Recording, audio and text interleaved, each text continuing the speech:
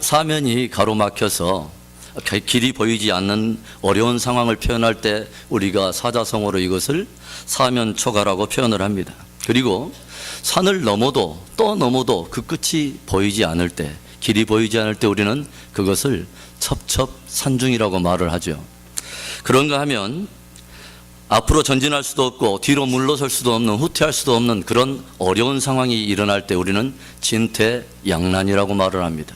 그리고 엎친 데 덮친 격으로 계속해서 난황이 일어날 때, 그런 상황이 벌어질 때 우리는 설상가상이라는 단어를 사용합니다. 여러분은 이런 단어들을 접하면서 어떤 느낌을 받으십니까? 우리가 이런 단어들을 접하면서 우리가 사전적으로야 그러한 개념을 정의하고 또 개념을 이해하는 것이 뭐 그리 어렵겠습니까? 그러나 정말 이러한 상황들이 우리의 삶 속에 찾아온다면 그 상황을 넉넉히 극복해내기란 결코 쉬운 일은 아닐 것입니다. 오늘 본문은 400년간의 종살이를 하던 이스라엘 백성들이 하나님의 강권하신 은혜를 힘입어서 애굽을 빠져나올 때 직면하게 되었던 한 사건을 다루고 있습니다. 여인들과 모든 아이들까지 합하여서 무려 200만이 넘는 이스라엘 백성들이 크신 하나님의 은혜를 입고 애굽을 빠져나올 때, 그리고 그 기쁨과 환희의 찬송 소리가 그들의 입술에서 아직 떠나지 아니할 때, 그들은 홍해가 바로 앞에 보이는 비하이롯이라고 하는 한 지명, 한 그곳에 진을 치게 됩니다. 그런데 바로 즈음에 또 어떤 일들이 일어나기 시작하냐면, 이스라엘 백성들을 그동안 종으로 잡아서 노역을 시키고 자신의 제국을 강대하게 세워왔던 바로의 마음이 바뀌기 시작하면서 강팍하기 시작합니다. 그동안 마음껏 부려먹었던 이스라엘 백성들을 놓아줬던 것을 후회하기 시작해요. 그런데 누군가 전해준 소식에 이스라엘 백성들이 출애굽하여서 홍해가 바로 앞에 보이는 광야에 포로된 바, 갇힌 바 된 그러한 상태에 놓여 있다는 소식을 들려줍니다. 이에 바로는 즉시 군대를 동원해서 그들을 잡으려고 추적하여 마침내 이스라엘 진이 보이는 바로 그곳에 가까이 이르게 되었습니다. 일이 이렇게 긴박하게 진행되면서 출애굽이라고 하는 거대한 구원의 그 기쁨을 채 만끽하기도 전에 이스라엘 백성들은 앞에는 홍해가 놓이게 되고 뒤에는 중무장한 바로의 군대들이 추적하는 그 상황 속에 갇히게 되면서 말 그대로 진퇴양난, 사면초가, 첩첩산중의 이러한 어려운 상황 속에 갇히게 된 것이 오늘 본문의 배경입니다. 그런데 우리가 성경을 보면서 오늘 이 사건을 우리가 읽어갈 때에 굉장히 우리를 곤욕스럽게 하고 당황하게 만드는 한 구절이 있습니다. 출애굽기 13장 18절의 말씀을 우리 한번 읽어보도록 하겠습니다. 시작. 그러므로 하나님이 홍해 광야길로 돌려 백성들을 인도하시매 이스라엘 자손이 애굽 땅에서 항우를 지어 나올 때에, 애굽에서 하나님께서 말씀하신 약속의 땅인 가나안으로 향하는 지름길은 곧장 북상에서 블레셋의 지경을 통과하는 육로입니다. 그런데 하나님이 이스라엘 백성들을 그 지름길인 블레셋 지경으로 인도하신 것이 아니라 하나님께서 이스라엘 백성, 출애굽한 그 구원받은 백성들을 어떤 의도를 가지고 홍해길로 인도하셨다고 하는 것입니다. 다시 말하면 이스라엘 앞에 홍해가 보이는 이 비하이롯에 인도하신 분이 하나님이고, 지금 하나님께서 명령하신 그 길을 순종해서 걸어왔던 이스라엘 백성들은 홍해가 앞에 보이는 그 길, 그리고 뒤에 바로의 중무장한 군대들이 추적하는 그 상황 속에 갇히게 되었다고 하는 것이죠. 만일 하나님께서 자신의 구속받은 백성들을 이 상황 속으로 인도해서 이 엄청난 상황을 그들에게 허락하셨다면 하나님께서 그 백성들을 통해서 이루기를 원하는 주님의 어떤 의도는 무엇일까요? 하나님은 이 사면초가의 상황 속에서 이스라엘 백성들로 무엇 하기를 기대하시는 것일까요? 지난 400년 동안 종살이하면서 군사훈련 한번 받아보지 않고 그들이 오직 해본 일이라고는 노동과 또 농사, 이런 노역만 해왔던 이스라엘 백성들이 감당하기에는 너무도 벅찬 이 상황 속에 하나님께서 밀어넣으신 하나님의 의도는 무엇이냐 하는 거예요. 주님은 바로 그곳에서 그 상황을 통해 하나님의 구속의 백성들을 믿음의 훈련을 시작하시려고 하시는 것입니다. 애굽의 종살이에 익숙했던 옛사람의 각질을 다 벗겨내고 그들 안에 믿음의 근성, 하나님을 경외하는 믿음의 근성, 기도의 근력을 그들에게 키워내고 하나님의 사람으로서 믿음의 길을 새롭게 걷게 하시는 하나님의 훈련의 목적이 있다고 하는 것입니다. 유월절 어린 양 되신 예수님의 십자가 사랑으로 구속받은 하나님의 성도들에게 때때로 하나님께서는 사면초가, 진퇴양난, 설상가상의 그런 상황 속으로 우리를 밀어넣으실 때가 있습니다. 하나님은 바로 그곳에서 저와 여러분의 믿음을 연단해 내시고 우리로 하여금 광야의 길을 넉넉히 걸어가시며 약속의 땅인 그 땅을 넉넉히 취할 수 있도록 우리를 훈련시키시는 하나님의 은혜인 것입니다. 그렇다면 우리가 하나님께서 허락하신 그 고난의 현장에서 받아야 될 그 훈련, 그러한 위기와 상황 가운데 있을수록 더욱더 견고해야 될 우리의 믿음의 훈련이란 도대체 어떤 훈련을 말하는 것입니까? 첫째로 그것은 주님을 바라보는 훈련입니다. 우리 옆에 분들에게 이렇게 인사합시다. 주님만 바라봅시다. 시작. 이제 갓 애굽을 빠져나온 그들이 너무도 벅찬 이 상황을 직면하면서 이스라엘 백성들을 자연스럽게 압도해버린 것이 무엇이라고 생각하십니까? 바로 두려움이라고 하는 것이죠. 그들의 앞길을 가로막고 있는 눈앞에 출렁 있는 홍해바다를 보면서 그들은 두려움에 압도돼 버렸습니다. 그리고 중무장한 바로에 추적하는 군대들의 그 위험 앞에 그들은 두려움으로 사로잡혀 버렸습니다. 그렇다면 그들을 엄습한 이 두려움 속에서 해방될 수 있는 길은 무엇이란 말입니까? 손자병법에 우리가 잘 알고 있는 단어 하나가 있죠. 지피지기면 뭐예요? 백전백승이라고 말했어요. 적을 알고 나를 알면 100번 싸워도 100번 이겨낼 수 있다고 하는 거예요. 과연 정말 그럴까요? 적을 바르게 알고 나를 정확히 보면 과연 백전백승할 수 있을까요? 아이러니컬하게도 이 논리는 믿음의 영역, 영적인 전투의 원리에서는 전혀 적용되지 않는다는 것을 우리는 잘 알아야 됩니다. 바로의 군대의 숫자와 그들의 규모와 한 사람 한 사람이 중무장한 그들의 무기의 위력들과 그들의 엄청난 단합된 위력들을 살펴보면 살펴볼수록 그 실체를 실감하면 실감할수록 그리고 그들 앞에 놓여있는 우리들의 약함, 우리의 무력함을 보면 볼수록 거기에 집중하면 집중할수록 실감하면 실감할수록 승리할 수 있을까요? 아닙니다. 지피지기면 백전백승하는 게 아닙니다. 내 실체를 보면 볼수록 내가 가지고 있는 연약함을 실감하면 실감할수록 두려움만 커져가는 것입니다. 그렇다면 그 두려움에서 빠져나오는 유일한 길 무엇일까요? 그것은 바로 주님을 바라보는 것입니다. 두려움이란 그 원어적인 의미에서 보면요, 마음이 둘로 나뉘었다는 것입니다. 두려움이란 어디서 오는 것이냐? 마음이 둘로 나눈 데서 오는 것입니다. 지금까지 하나님만 집중하면서 그분의 은혜를 바라보면서 그분이 그들의 가운데 행하셨던 구원과 능력을 집중해서 바라봤던 이스라엘 백성들이 이제는 환경에 압도되고 대적에게 압도돼서 두려움의 틈을 열다 보니까 두려움은 어느덧 우리 속에 깊숙이 파고들면서 우리를 삽시간에 사로잡더라는 것이죠. 두려움이 들어오니까 백성들의 반응이 어떻게 나타납니까? 11절과 12절의 말씀을 우리 한번 보겠습니다. 그들이 또 모세에게 이르되 애굽에 매장지가 없으므로 당신이 우리를 이끌어내어 이 광야에서 죽게 하느냐? 어찌하여 당신이 우리를 애굽에서 이끌어내어 이같이 우리에게 하느냐? 우리가 애굽에서 당신에게 고한 말이 이것이 아니뇨? 이르기를 우리를 버려두라. 우리가 애굽 사람을 섬길 것이라 하지 아니하더뇨? 애굽 사람을 섬기는 것이 광야에서 죽는 것보다 낫겠노라.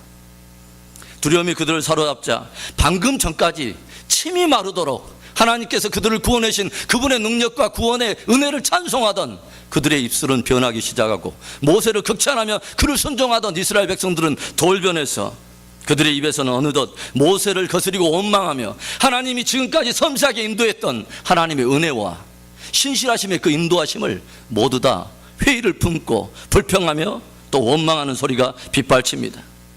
이때 모세가 그들에게 무엇이라고 말합니까?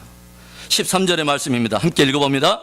모세가 백성에게 이르되 너희는 두려워 말고 가만히 서서 여호와께서 오늘날 너희를 위하여 행하시는 구원을 보라. 너희가 오늘 본 애굽 사람을 또 다시는 영원히 보지 못하리라. 따라서 해봅시다. 너희는 두려워 말고 하나님의 구원을 보라. 한 번만 더. 너희는 두려워 말고 하나님의 구원을 보라. 두려워 말고 주님을 바라보라는 것입니다. 두려움은 우리의 보는 것과 관련이 있어요. 무엇을 보느냐에 따라서, 무엇을 크게 보느냐에 따라서 두려움에 사로잡히기도 하고, 무엇을 크게 보느냐에 따라서 담대함을 얻기도 합니다. 지금까지 애굽에서 이 홍해 오기까지, 비하이로까지 오기까지 그 이스라엘 백성들이 주목하며 초점을 맞췄던 것이 무엇입니까? 하나님의 능력이었습니다. 하나님의 은혜였습니다. 하나님의 신실한 인도하심이었습니다. 하나님의 능력 앞에 엄청난 바로의 세력과 그 군대들이 불의 그 섭같이 살라지며 무너져버린 하나님의 위대한 능력을 경험했습니다. 하나님께서 그 고센이라고 하는 땅을 어떻게 구별해내셔서 자신들을 특별하게 보호내셨는가 하는 하나님의 섬세한 보호하심을 그들은 경험했습니다. 온 땅의 장자들을 다 패하고 그들을 진멸하러 갈 때 하나님께서 유월절 어린 양의 핏값을 지불하면서 어떻게 자신의 백성들을 구원해내셨는가 하는 하나님의 신실하심을 그들은 경험하며 주목하며 누려왔습니다. 그런데 위기의 상황이 다가오자 금세 상황이 압도되어서 지금까지 주님을 바라보던 믿음의 마음이 둘로 나누기 시작하면서 그들은 이제 찬송이 변하여 불평이 되고 원불교 신자가 된 거예요. 원망과 불평과 교만의 신자가 된 거예요. 그렇다면 과연 지금까지 그들을 지켜주셨던 하나님, 지금까지 그들을 구원하셔서 지금까지 인도하셨던 하나님이 그들을 떠났을까요? 우리는 오늘 14장의 배경이 설정된 바로 직전에 13장 후반부에 이 말씀을 우리는 주목해 볼 필요가 있어요. 20절부터 22절, 13장 20절부터 22절 말씀을 읽어봅니다. 그들이 숫곳에서 발행하여 광야 끝 에담의 장막을 치니 여호와께서 그들 앞에 행하사 낮에는 구름 기둥으로 그들의 길을 인도하시고 밤에는 불기둥으로 그들에게 비추사 주야로 진행하게 하시니 낮에는 구름 기둥 밤에는 불기둥이 백성 앞에서 떠나지 아니하니라. 아멘. 그 불기둥 구름기둥이 백성 앞에서 떠나지 아니하니라. 직접 기사와 여러 이적으로 애굽에서 그들을 구원하셨던 그 하나님께서 이 위기 상황에 앞서 에담 땅에 장막을 칠 때부터 하나님께서 그들 가운데 인재의 상징으로 보여준 것이 뭐예요? 내가 너희와 함께 있다고 하는 하나님의 인재의 상징을 보여준 게 무엇입니까? 불기둥과 구름기둥으로 내 백성, 내가 구원해낸 백성을 하나님 무책임하게 광야에서 방치해버린 것이 아니라 여전히 하나님은 그 백성들 앞서 행하시며 오늘도 그들 가운데 자기의 장막을 들여내시는 임마누엘의 하나님 것을 보여주신 것입니다. 지금 이스라엘 백성들은 자신과 함께 하시는 하나님을 보지 못하고 지금까지 그들을 붙드셨을 뿐만 아니라 지금도 그들의 손을 붙들고 계시는 그 하나님을 보지 못하고 오히려 상황과 대적에 압도되어서 두려움의 종노릇을 하고 있는 것을 우리는 보게 됩니다. 여러분, 저와 여러분이 가져야 될 신앙의 훈련, 믿음의 훈련이란 오직 하나인 것입니다. 주님을 바라보는 것입니다. 지피지기면 백전백승하는 게 아니에요. 적을 알고 나를 알면 승리하는 게 아니에요. 오히려 두려움이 커지고 백전백패하게 돼 있어요. 구원받은 백성에게는 오직 주님을 바라볼 때만 승리가 오고 두려움에서 해방되고 오히려 자유함을 누리게 되는 것입니다. 지피지기면 백전백승이 아니에요. 한번 따라서 해봅시다. 지주관주면 백전백승입니다. 갑자기 만든 거예요. 적을 알고 나를 알면 백전백승한 게 아니에요. 지주, 주님을 알고 관주, 주님을 바라볼 때 우리는 승리할 수 있는 거예요. 저와 여러분의 믿음의 훈련이란 주님을 바라보는 것 하나예요. 오늘 여러분의 삶이 너무도 끝이 없어 보이는 첩첩산중의 위기가 느껴지는 그러한 분이 계십니까? 산을 바라보면 우리가 그걸 극복할 수 있을까요? 산만 바라본다고 우리가 그것을 넘어갈 수 있는 것입니까? 시편 121편은 분명히 우리에게 답을 줘요. 내가 산을 향하여 눈을 들리라. 나의 도움이 어디서 올꼬? 나의 도움이 천지를 지으신 여호와에게서로라. 산은 어떨 때 넘을 수 있느냐? 산을 지으신 창조주 여호와의 능력에 사로잡힐 때 우리 인생에 다가오는 첩첩산중의 모든 산을 뛰어넘는 큰 능력과 은혜가 올 줄로 믿습니다. 풍랑이 일고 파도가 우리 인생에 일 때에 우리가 어떻게 그것을 극복할 수 있습니까? 풍랑을 연구하고 파도에 집중하면 우리가 이길 수 있습니까? 아닙니다. 풍랑을 다스리시는 주님, 풍랑을 잠재우시는 하나님, 그 위를 걸어오시며 만물을 그 발 아래서 통치하시는 여호와의 그 능력이 우리를 사로잡을 때, 그분을 바라볼 때 우리는 넉넉히 이기게 되는 것입니다. 아람 백성들이, 아람 군대들이 도단이라고 하는 지역의 성을 지금 에워싸고 있습니다. 그곳에서는 엘리사라고 하는 한 선지자와 그의 사환들이 있습니다. 그런데 이 사환은 거대하게 그들을 에워싸고 있는 사면 초가의 상황으로 압박에 들어오는 아람의 군대들을 바라보면서 기겁하며 두려움에 사로잡혀 있을 때 선지자 엘리사는 또 하나의 거대한 군대들을 보고 있습니다.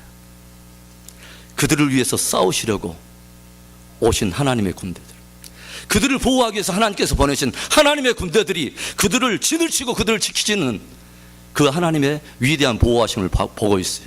그러면 여러분 생각해 보세요. 누가 사면 초가입니까? 대적들에 둘러싸여 있는 엘리사와 사환이 사면 초가의 상황입니까? 아니면 하나님의 군대들에 휩싸여 있는 그들이 지금 사면 초가요 진퇴양난입니까? 오늘 저와 여러분이 눈이 열려서 하나님의 위대한 군대들이 우리와 함께 계심을 믿을 수 있는 은혜가 있기를 축원합니다. 사랑하는 성도 여러분, 오늘 나의 삶이 첩첩산중입니까? 사면 초가입니까? 믿음의 초점을 옮기십시오. 눈을 들어서 주님을 바라보고 담대함을 얻어 삶 속에 승리할 수 있는 저와 여러분 되기를 바랍니다. 저와 여러분을 위해서 기꺼이 아들을 내어주신, 유월절 어린 양을 내어주신 그 주님의 사랑을 더욱 확신하면서 오늘도 불기둥 구름기둥으로 오늘도 우리와 함께 하시는 임마누엘 그 주님을 바라보면서 승리하는 저와 여러분 될 수 있기를 축원합니다. 인생의 위기와 고난의 장에서 우리가 더욱 굳게 해야 될 믿음의 훈련이란 또 어떤 훈련일까요? 두 번째로 주님께 부르짖는 훈련입니다. 우리 분들에게 우리에게 또 서로에게 인사 나눕시다. 주님께 부르짖읍시다. 시작. 사람이요 두려움에 휩싸이게 되면 나타나는 현상이 무엇인지 알아요? 할 말을 잃어버리는 거예요. 너무 두려움이 극심하면요 입술이 닫혀버리는 거예요.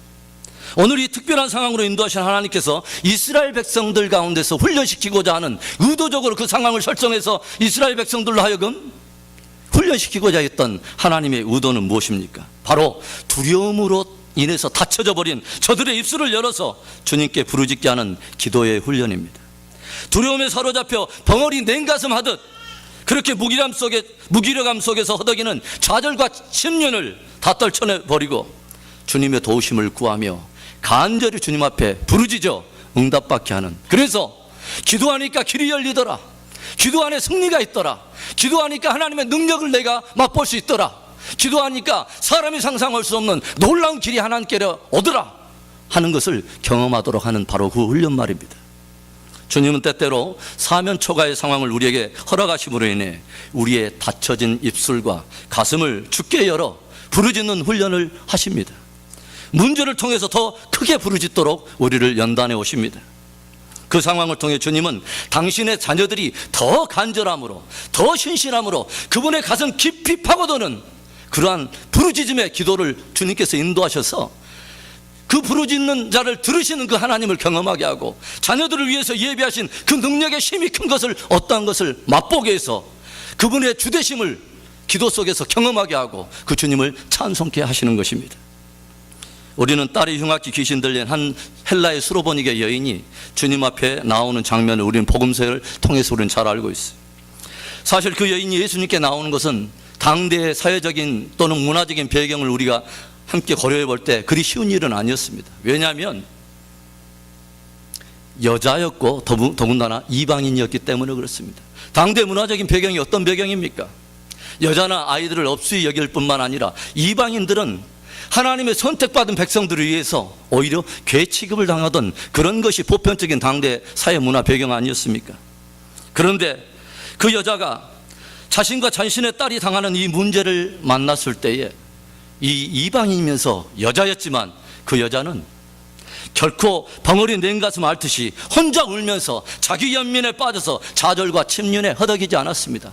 다가오는 문제에 엄습되어서 함몰하지 않았어요. 함몰되는 인생이 아니었어요. 주님께 나아갔습니다. 그리고 간절히 구했습니다. 주여, 주여, 내 딸을 불쌍히 여겨주소서. 딸이 흉악히 귀신 들렸나이다. 그런데 의외로 주님의 반응이 냉담했다는 건 여러분 아십니까? 자녀의 떡을 취하여 개들에게 던짐이 마땅치 아니하다. 주님은 심지어 당대 보편적인 사람들이 가지고 있는 그러한 이방인들을 괴 취급하는 그 당대 문화적인 배경과 사회 배경과 그 관념과 개념을 그대로 주님께서 가지고 이 여인을 핀찬을 주고 모욕을 준 거예요. 웬만한 사람이면요 나가 떨어졌을 거예요. 엔간한 사람이라면요, 좌절하면서 침륜에 빠졌을까요? 뒤돌아서 버렸을 거예요. 그러나 우리가 성경을 보면서 이 여인의 참으로 위대한 모습을 보게 되는 것은 결코 그녀는 물러서지 않았다는 것입니다. 결코 침륜에 빠지지 않았다는 거예요. 결코 입을 닫는 법이 없습니다. 뒤로 물러서지 않고 오히려 주님 앞에 한 발짝 더 다가가서 주님의 가슴에 한 발짝 더 깊이 파고들어서 담대하게 이런 고백을 해요.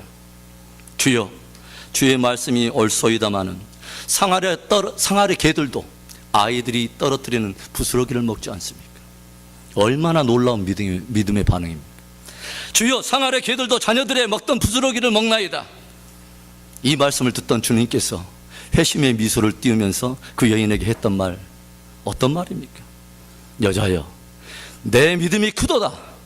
내 믿음대로 될지어다. 주님은 무엇을 여자의 믿음으로 보시는 거예요? 무엇을 여자의 믿음으로 보시는 것입니까? 주님께 나오는 것을 믿음으로 보신 것입니다. 입을 벌려서 주님께 구한 것을 믿음으로 보신 거예요. 결코 물러나지 않고 더 큰 소리로 부르짖는 그 여인의 음성을 믿음으로 보신 것입니다. 이 여자가 주님께 나오지 않았다면, 그리고 주님께 부르짖음이 없었다면 결코 딸의 어려움은 해결되지 못했을 거예요. 부르짖을 때 응답이 있고 부르짖을 때 새로운 길이 있는 것입니다. 에레미야 33장 2절과 3절, 우리가 너무도 잘 알고 있는 말씀입니다. 우리 심령에 새기는 마음으로 우리 한번 읽습니다. 이를 행하는 여호와, 그것을 지어 성취하시는 여호와, 그 이름을 여호와라 하는 자가 이같이 이르노라. 너는 내게 부르짖으라. 내가 내게 응답하겠고 내가 알지 못하는 크고 비밀한 일을 내게 보이리라. 아멘.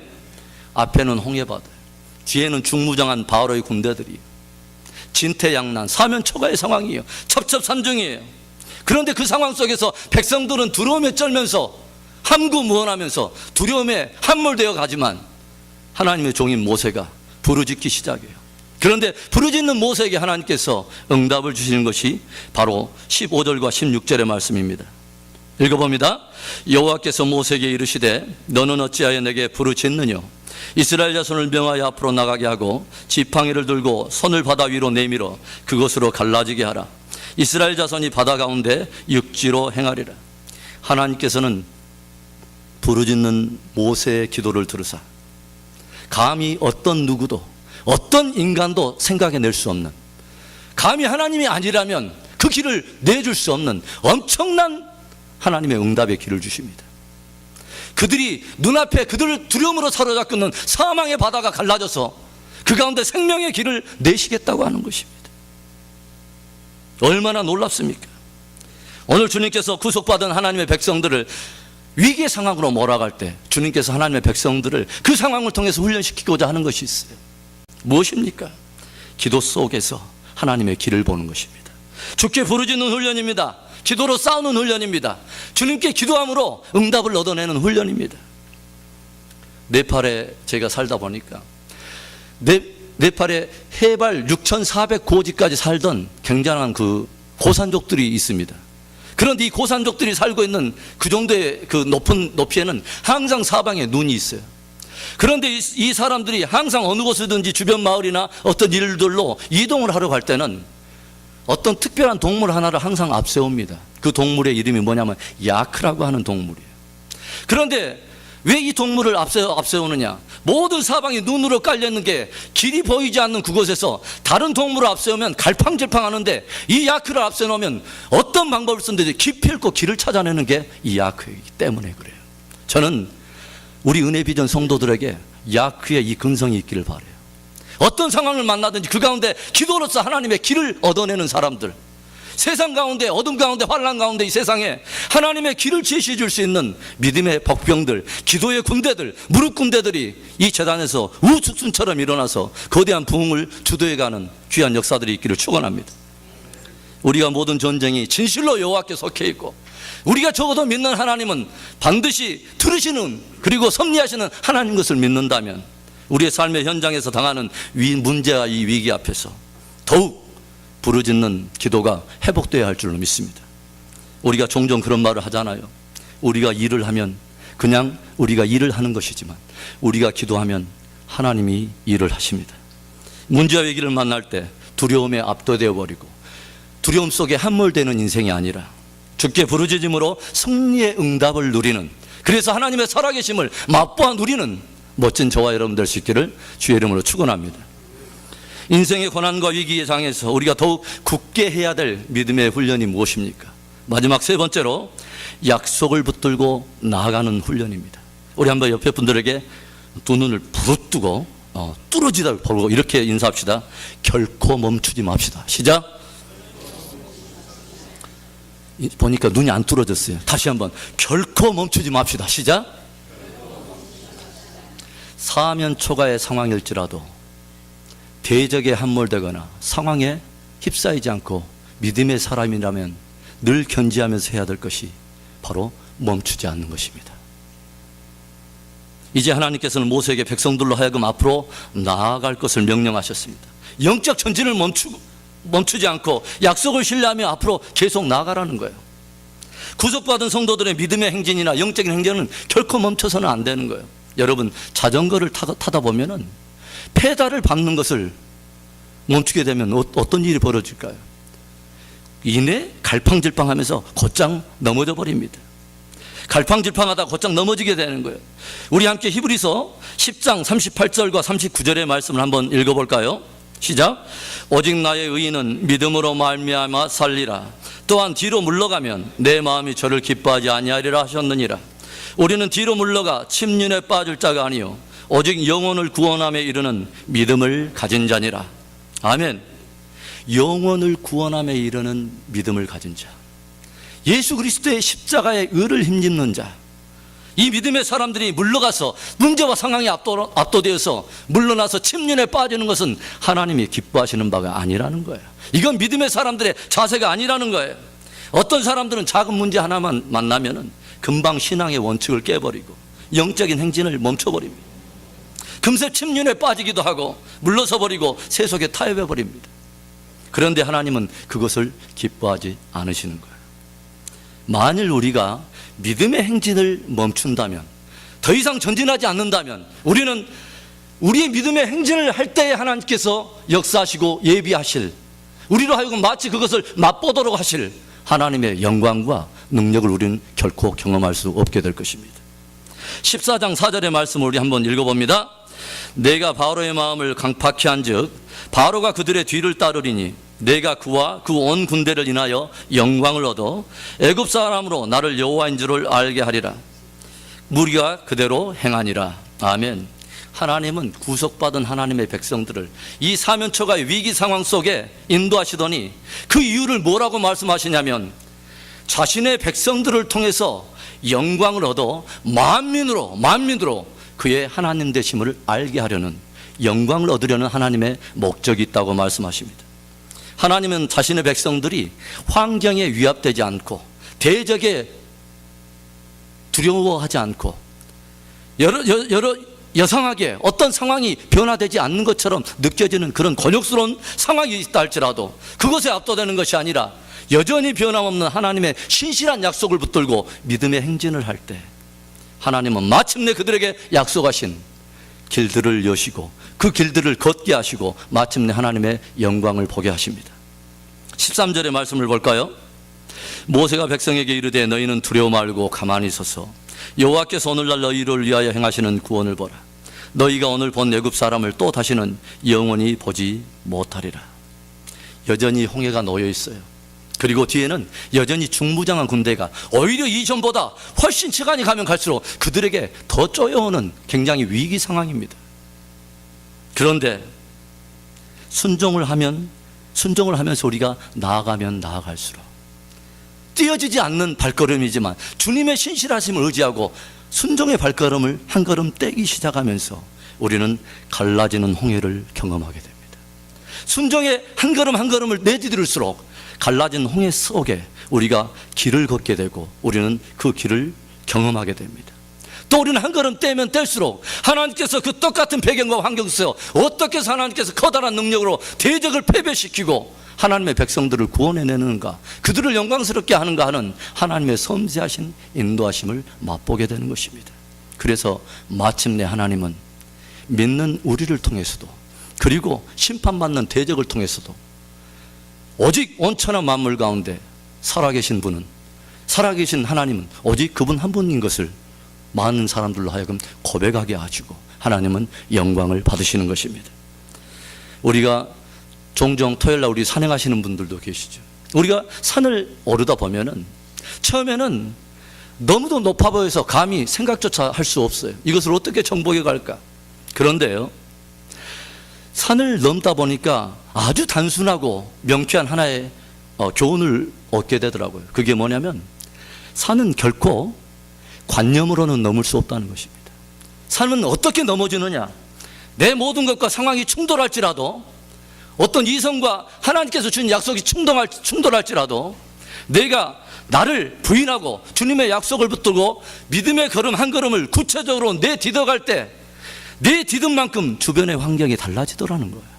한 걸음 내디딜 때 한참 더 많이 헌신해서 더 많이 올라가면 올라갈수록 훨씬 더 다른, 그래서 하나님의 약속이 말씀하고 계시는 바로 그 상황으로 점점 변해가더라는 것이에요.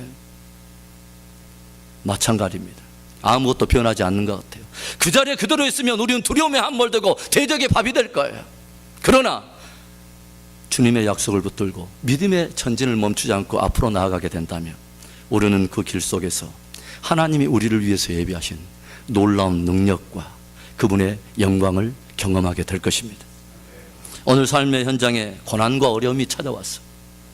넘어도 끝이 없어 보이는 첩첩산중, 사면초가 위기가 느껴지는 분이 우리 가운데 계시지는 않습니까? 초점을 옮기시기 바라요. 눈을 들어서 믿음의 주여 온전케 하신 주님을 바라보시기 바랍니다. 살아계시고 들으시고 응답하시는 주님 앞에 부르짖으시기를 바랍니다. 결코 물러서지 말고 약속을 신뢰하고 믿음의 행진을 계속하기 바랍니다. 그래서 순종하는 자에게만 열려지는 하나님의 준비하신 예비하신 위대한 그분의 영광과 능력을 다시 한번 경험함으로 인해서 그분을 예배하고 찬송하는 위대한 하나님의 사람들이 될 수 있기를 주의 이름으로 축원합니다. 기도하겠습니다.